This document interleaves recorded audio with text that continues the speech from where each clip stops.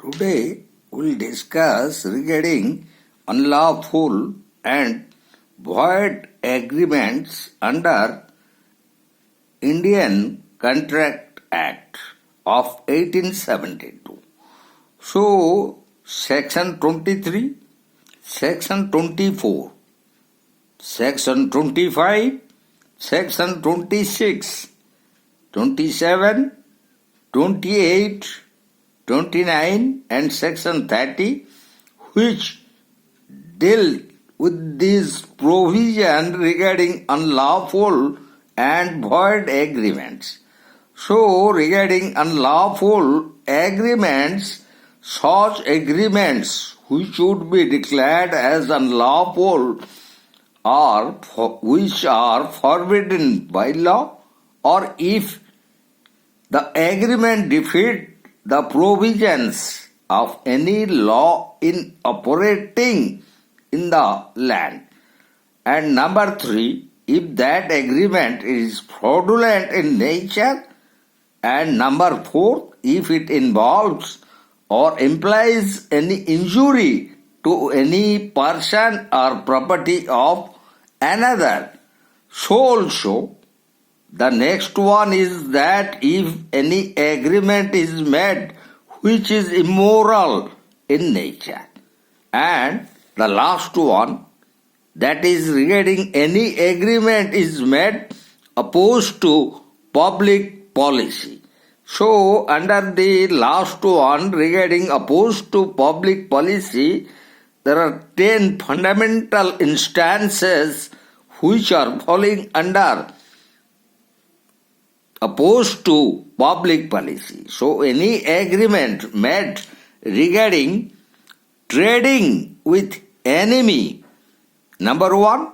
Then number 2, stifling prosecution. Number 3, interference in the course of justice. Number 4, regarding any agreement on champerty and maintenance. Or the 5th one, any agreement regarding sale and trafficking on public office and title. And number 6, that is agreement made to create monopoly in trade or business.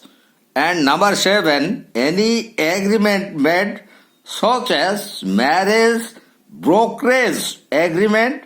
Number 8, those agreements regarding interest against obligation.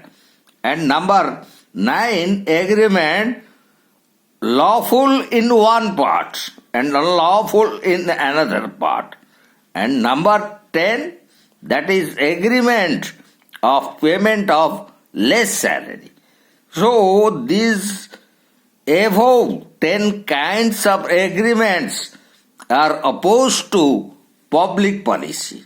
And there are certain agreements which are not opposed to public policy, such as number 1, arbitration of foreign law, which is made in the agreement for its application. And number 2, arbitrators of foreign country. It is already in the agreement, the parties agreed to the conditions of the arbitrators of any foreign country. And number 3, that is regarding any payment in any foreign country in that agreement. And number 4, to institute any suit in one of the courts having jurisdiction if already it is being made in the agreement. And number 5, to seize goods hypothecated and to auction them. So these are the 5 agreements which are not considered as opposed to public policy. And regarding all these principles and these conditions regarding those forbidden by law, or if defeating any provisions of any law, or any agreement fraudulent in nature, or if it involves or implies injury to any person or property of another, or if it is immoral in nature. So also regarding opposed to public policy, and so also which are not opposed to public policy, that we will discuss in our upcoming videos. So you have to wait for that.